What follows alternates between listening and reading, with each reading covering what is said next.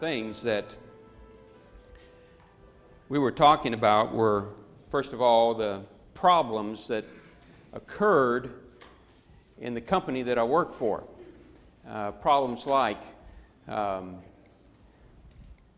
drugs, people using drugs both on the job and off the job, alcohol consumption on the job, low morale. Of course, anytime you have those kinds of problems in an organization, I don't care what the organization is, you're going to end up with morale problems within that organization. Lack of punctuality of employees. I remember one morning I came to work and there was a line of employees outside the plant supervisor's office, maybe 20 people in that line. I went in the plant supervisor's office and I said, why are all these people out here? Why aren't they working? And he said, well, they're here because they were tardy this morning. They didn't get here on time, and I require them to come to my office and tell me why they were late, and then if they have an acceptable excuse, then I let them go to work. And I thought, that's like what happened in high school when I went to school. Isn't that what happened to you? You know, if you were late for school, you had to go to the attendance clerk and get a hall pass. So I thought, that's not the way we should be treating adults. What is wrong here? Then productivity. You know, we're all in a world economy. There was a time not too many years ago that my competitors were manufacturers in Oklahoma and Texas and this surrounding area. But today, our competitors are worldwide. If you're going to compete in any kind of anything at all, you compete on a worldwide basis. And it's necessary to compete on a worldwide basis, you have to have a productive workforce. I don't care what your salaries and wages are. We compete with workforces in China, where their daily wage is less than a fraction of our hourly wage here. And yet, that's one of our competitors. And it doesn't matter who we compete with, anywhere in the world, you've got to be productive. You've got to have an edge on everyone else. If you want to attract people to your city, if you want to hire people to work, you have to be competitive. You have to have something that attracts those people to you, something that attracts the customers to you, something that differentiates you from the rest of the world in your manufacturing, in your community, in your business, whatever your workforce might be, whatever your goods and services might be. Late deliveries. You know, nothing irritates a customer more than not to be able to get the product that they want when they want it. And we were having extreme difficulties with that. Low profits, all of these things tend to drive profits down, tend to squeeze the margins that you're dealing with. Personnel problems, people that we were having difficulties with in the way they responded to their supervisor and the way they responded to work. All of these are problems that we were dealing with in our company. The solution, as I told you last night, help people build good character. And that raises a question. You have to ask yourself, is it even possible to help people build character? And that was a question that occurred to me, and a question I think that we need to answer at the very beginning of this conference. So I have 3 questions that I'd like to address this morning in the next couple of minutes. The first question is, what is character? And this is a very, very important question to answer. And I think you heard just a little bit of the answer last night from Senator Howard Hendricks, the Director of Department of Health and Human Services. But I'd like to kind of put that together for you this morning and see if we can't come up with a understanding of exactly what is character. Second question was, can you build character? And I think this is a very important. Otherwise, if we can't build character, if we can't help people build character, we're wasting our time here. And I think that we need to answer that question sufficiently for you. And then if you can, how do you build character? Well, let's look at the first question. What is character? Well, first of all, character is not reputation. Reputation is different from character. We have a quote here from Thomas Paine. It says, "Reputation is what men and women think of us. Character is what God and the angels know of us." You know, character is different from reputation. Some of you know me better than others. Some of you just met me for the first time last night. And the only thing you know about me is what people have told you. And that's my reputation with you. Others of you have known me for months or even years. Some of you for many years. And some of you have traveled with me, so you know me a little bit better. Well, my wife, who was here last night, knows me better than any of you. And the way she knows me is probably pretty close to what my character is. Because your character is not just what people know about you. Character is what makes you tick. Character is your heart. Character is what causes you to do what you do when you think no one else is watching. Character is what makes me make my decisions the way I make them, even if I don't believe anyone will ever know the outcome of that decision. Character is what I do when I'm in the room all by myself. Well, character is not reputation, neither is it personality. And it's important to understand this because personality for people is different. This is a picture of my grandchildren. This is a picture taken last May, and there's 19 of them in that picture. I would try to name them for you, but I've never been successful at doing that in front of an audience. I always stumble somewhere along the way. But, every one of those children have a different personality. Every one of you have a different personality, just a little different. You have your little quirks. You have your little differences. Some of them are easy to get along with, and some of them are not so easy to get along with. Some of them laugh a lot. Some of them like to play. Some of them like to have jokes. But they're all just a little bit different. But personality is not character. Personality is something that we are born with and maybe develop as we grow up.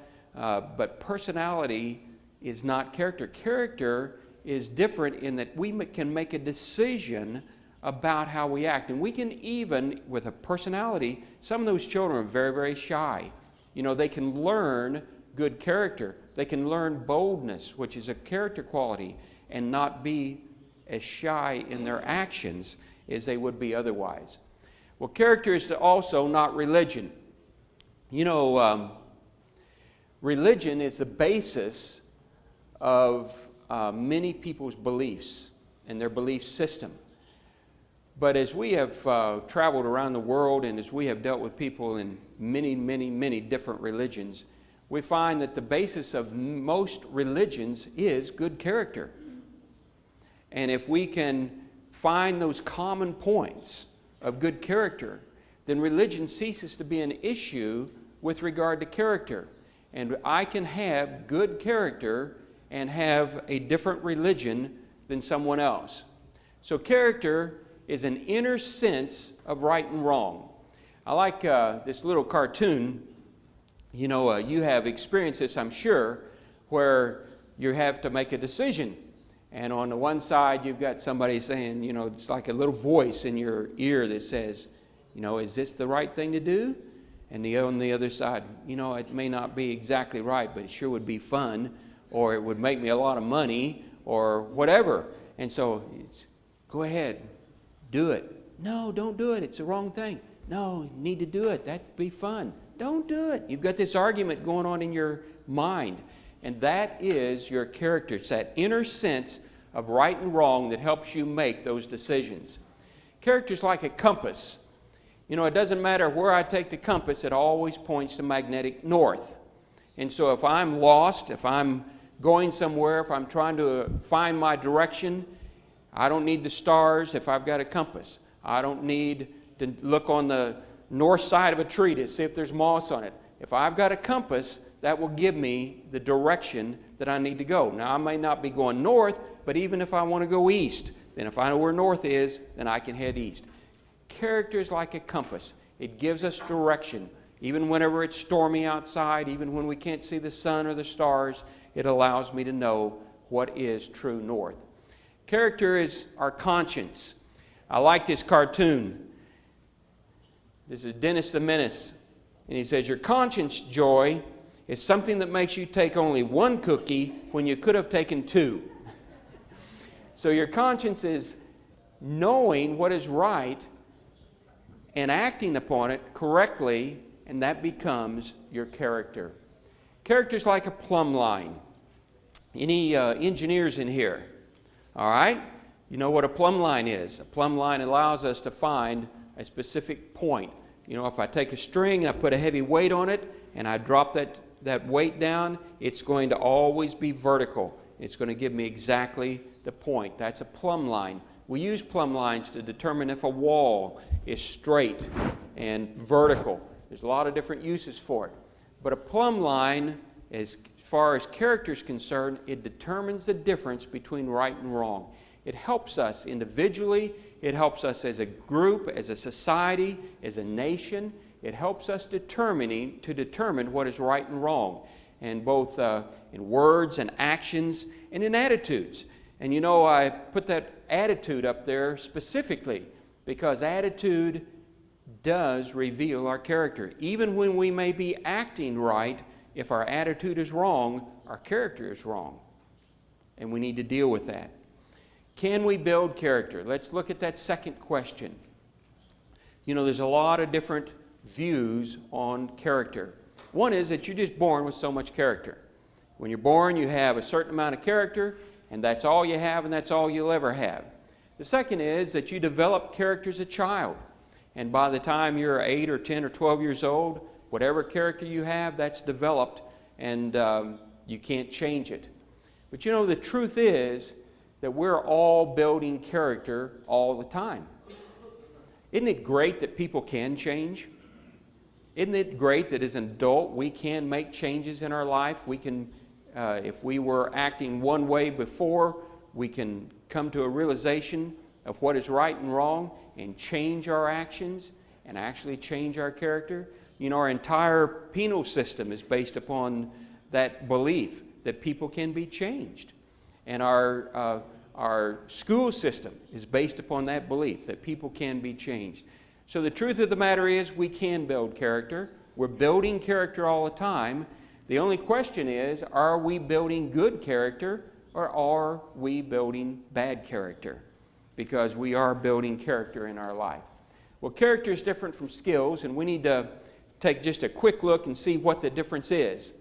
You know, skills, what is the watchword that we use if you are trying to do something, trying to learn something, and you fail? Try again.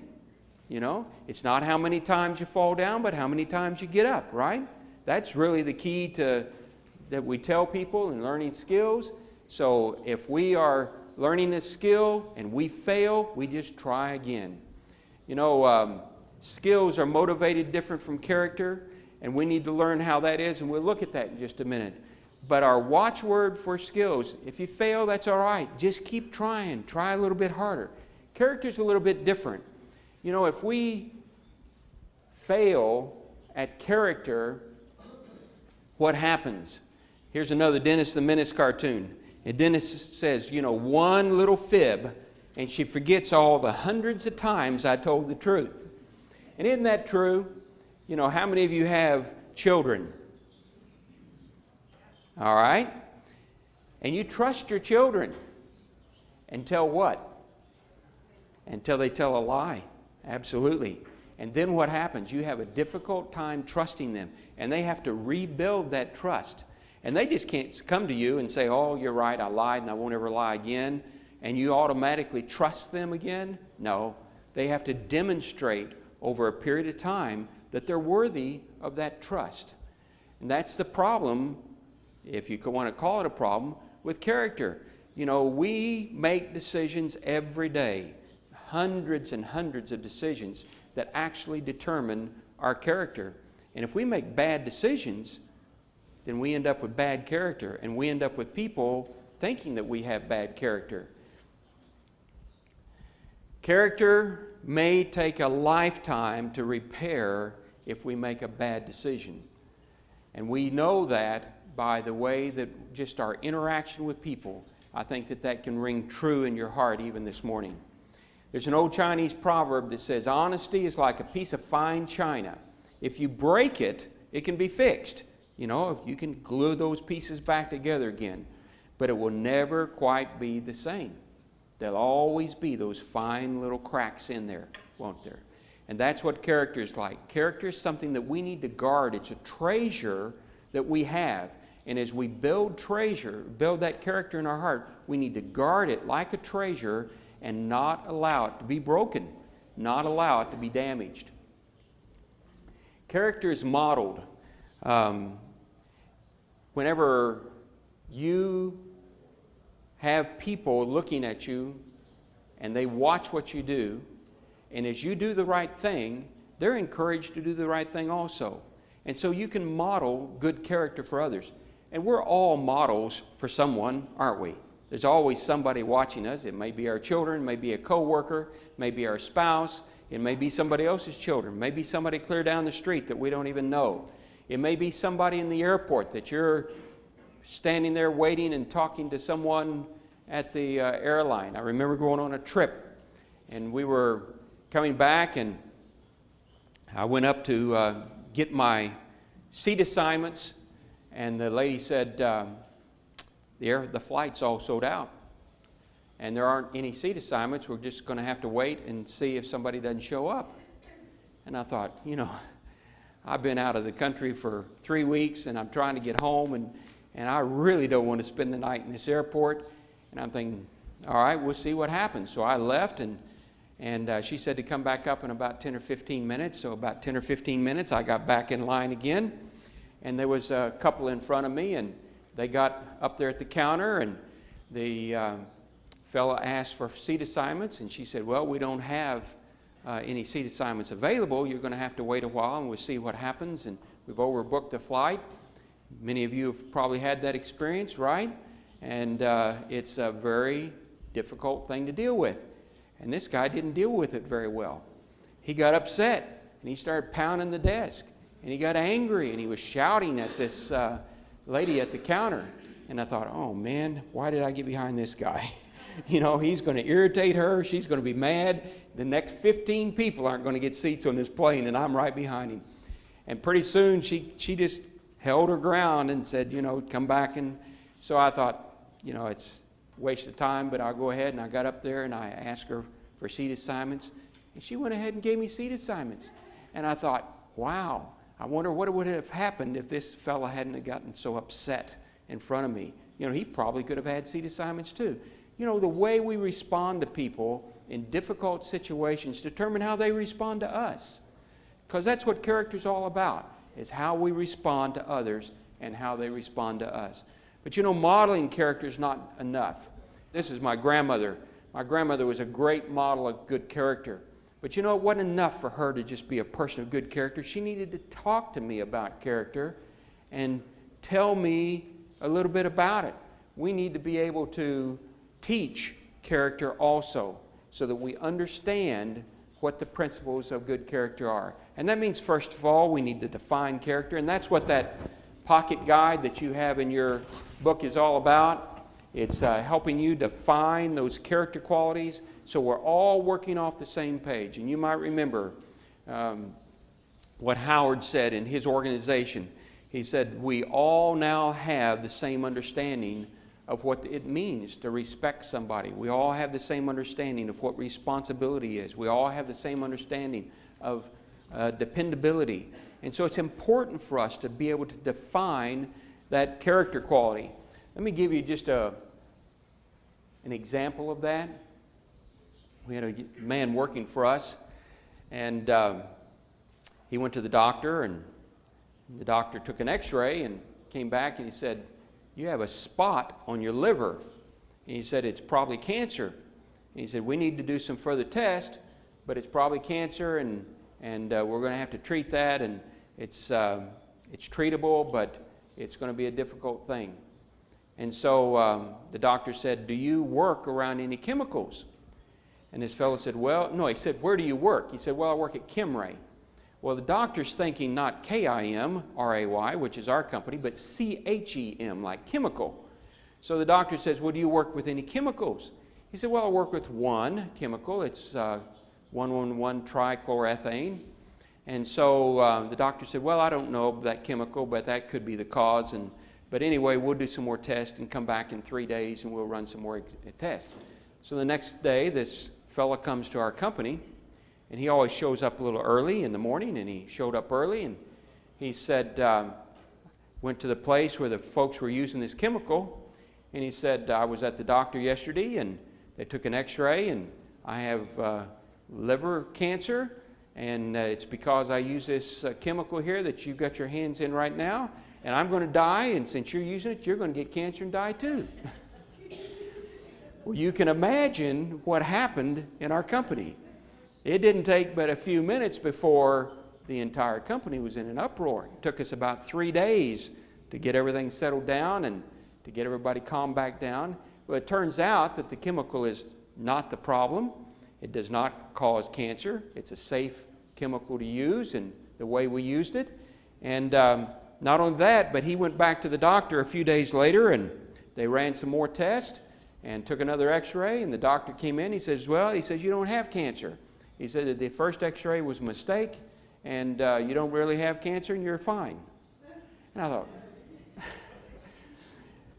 anyway, after all this is over, he comes in my office, and I'm visiting with him, and I said, you know what, I don't think that was very loyal to do what you did, to go out and create these disruptions in our plant. And he says, loyalty? How can you say I'm not loyal? I've worked here for 34 years. Now, what was his definition of loyalty? How long he had worked there. My definition was a little bit different. If we look at our card, what is the card, if I can find it here, say the definition of loyalty is. The one that we use, find the L's here, says loyalty, using difficult times to demonstrate my commitment to those that I serve. Now, what would have been a demonstration of loyalty to me in that situation? If instead of going into the plant and telling all these people something that turned out to be not even true, if he had come to us and said, you know what, might have a problem here. I've been to the doctor and they said this chemical, I could have worked that out with him. I could have shown him how it wasn't a problem, and we could have prevented a tremendous amount of disruption if he had just been loyal. So we need to define our terms. Second, illustrate. Illustrations make a tremendous difference in how you teach character. Now, what did I just give you a couple of minutes ago? I gave you an illustration, didn't I, of loyalty. And I think that you'll probably remember that illustration for a while. And you're going to hear and see illustrations throughout the conference here. For instance, last night, whenever a certificate was given to Howard Hendrick, what was it for? Responsibility. And the demonstration of that was the fact that he is responsible for those, not only those 8,000 employees, but those 900,000 children that are here in the state of Oklahoma, and the different children that they adopt out. And another demonstration of his responsibility, and probably even a better demonstration of loyalty, was why was he late last night? He was at the airport greeting employees coming back from working with the folks that displaced from Hurricane Katrina, and he was being loyal to his employees, wasn't he? Illustrations of character are a great way to help people remember character. Now, you got to be careful, or people remember the illustration that don't remember the character quality. So we want to give the character quality and define it. We want to use an illustration, but we don't want the illustration to become all in and of itself. Character can be motivated, but you can't force character development. We can motivate character in our employees. We can motivate character in our coworkers. We can motivate character in our children, in our spouse, in the community. We can do things that help motivate people to build good character, but we can't force them to build character. So our goal is not to push people, but to lead people. And isn't that the true goal of a leader anyway? You want to encourage people to come along beside you. You want to encourage people to follow you.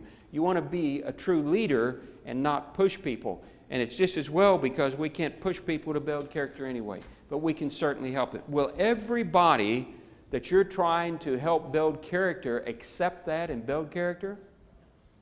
No. No. We had a situation on our plant where an employee came up to me one day, and we had been doing our character meetings for several months, and he said, what is your goal? And I said, well, my goal is that as a company that we would build good character and be able to demonstrate good character to our customers and to one another, and that we would be successful, that you would be successful, that your family would be successful. And he said, well, I don't believe that, he says, I like your goal, but I don't believe that this is going to do it, so I quit. And he resigned, and he left. And we've had 2 or 3 employees, but that's really not bad. I think we've had 3 employees over our entire 14 years that have quit because they simply didn't want to be involved in the character building process within our organization. So you can't force others to build character, but you can certainly lead them. You can set up the parameters in such a way that they're encouraged to do that, and you can, in that way, help them build character. What are the results of building good character? First of all, let me give you some of the results at Kimray. You know, as a result of building character in our company, we've been able to grow, and please don't misinterpret me, I don't mean to brag. Our company is 57 years old. Night before last, we went to what they call a Metro 50 Awards Banquet, and they had the 50 companies in Oklahoma, community of central Oklahoma, that had the greatest growth in the last 2 years. And we were number 26. You know, all the other companies, most of them, were 4, 5, 2, 3 years old. I mean, it's easy to grow from 1 employee to 10. It's a little harder to grow from 300 employees to 400. You know, that's a little bit more difficult. But I was so proud of our employees because they're doing the kinds of things that help a company grow. And we worked with a carpet mill. Their workers' compensation workers' compensation here is really a form of insurance. It's accident insurance for a company. And they were paying for 400 employees, they were paying about almost $500,000 a year in workers' comp cost. That's a terrific insurance rate. It's horrendous. They began to do character training in their organization. In 18 months, they dropped their workers' comp cost by 90%.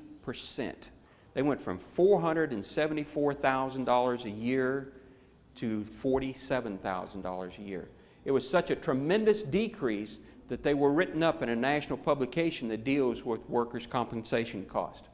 And then schools, we were teaching character in our company for several years and had some pretty good results, and many people were beginning to see that. And a police officer that worked in one of the elementary schools or in a community that had an elementary school in it, he was a public relations officer, was trying to find a way to teach character in the elementary schools. And he came to us, and he had heard of what we were doing, and said, if you're teaching character in your company, can you also teach character in schools? And so we helped him develop the material and to go in and started teaching character in schools. You know, we get reports all the time from teachers and from principals about what a tremendous impact it makes in their school to have character taught. You know, it's so refreshing when you hear a story, for instance, from a principal that says that, you know, I had a student that got in a fight with another student, and I got both of these students, and I'm heading down the hallway toward my office, and you can imagine what the discipline might be for those 2 students fighting, and she turns to one of them and she says, you know, Johnny, what was going on? He said, well, we were fighting. She turns to the other one and said, Sammy, what's what should you do in a situation like this? And he said, you know, teacher, said, I should apologize and ask for forgiveness. Now this is a fourth grader. You think, where did they come up with that? Well, a couple of weeks earlier they had been talking about forgiveness and the whole process of forgiveness as a character quality. And that's what we need, isn't it? We need to have those examples to help us understand and to be encouraged in what we're doing. Then in a nursing home, nursing homes are necessary facilities. They're places where sometimes if we can't take care of our parents or grandparents or even a spouse, that we have to do that because of the care that they need. But one of the things that I didn't realize is the tremendous turnover in workers that they have in nursing homes. We went to work in one nursing home, and we told them that in order to encourage people to build character, one of the things that we do is on a monthly basis, we take all the people that have an anniversary with our company that month, and we give them a certificate and call them up, give them a certificate, and praise them for a good character quality that they've demonstrated, just like Howard Hendricks was talking about last night, and as you've seen already here at the conference. And the lady that ran the nursing home said, well, we can't do that. Oh, I've heard all kinds of excuses, so I thought, well, we'll just hear what her reason is and we'll work around it, right? So I said, well, why can't you do that? She said, well, we don't have anybody here that has anniversaries. I said, what? She said, that's right. She said, our turnover is 104% per year. Now, can you imagine what that does? The hiring cost that you have, the interviewing costs, the training costs that you have, the lack of experience that you have in an organization as a result of this high turnover rate? Well, we found a way to get around it. We said, fine, everybody, how many people in here have a birthday this month? This month. How many have a birthday this month? All right, several people have a birthday this month. You know, we all have birthdays. Doesn't matter when we start going to work for the company. So they began on a monthly basis to take those that had a birthday that month and to recognize them for good character. You know what? In 18, 20 months, they had dropped their turnover rate from 104% per year to less than 6%. What a tremendous difference. Now, they did a lot of things, because when we build character in an organization, who learns the most?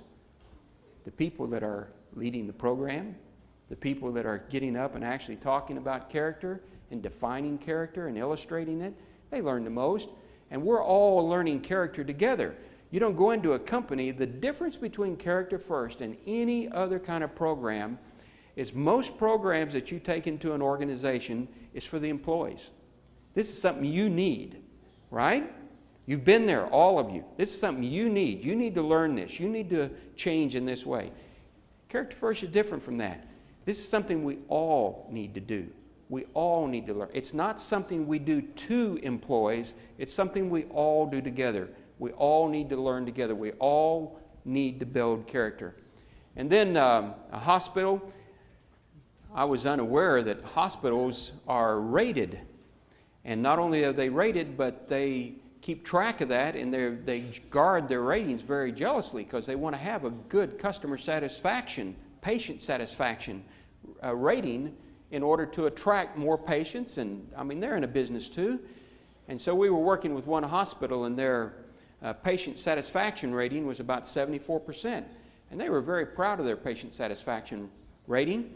And they had a lot of concern for their patients. They had a lot of concern for the employees, so they began doing character training. You know, at the end of the quarter, whenever they were in the middle of a quarter, and so that one ended, and then they went to another quarter, and they had the survey taken from their patients, and they were excited to, you know, what will our new patient satisfaction survey show us? Their patient satisfaction went from 74 or 5%, whatever it was, to 94%. And they thought, well, you know, that's pretty good. And they went ahead another quarter, continued to do the character training, and it went up to 96%. I thought, wow, this is great. Well, every 3 years they have to be certified as a hospital. So they stopped their character training and began the process of certification. It took them about 6 months or so to get the certification process and the paperwork and all the things, and they were recertified. But they had another patient satisfaction survey.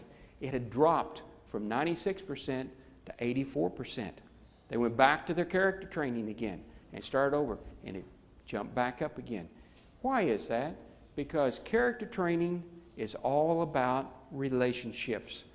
I've said it half a dozen times already, and I'll probably say it half a dozen more. But character is all about relationships. And whenever we learn good character, it improves relationships in every area of our life.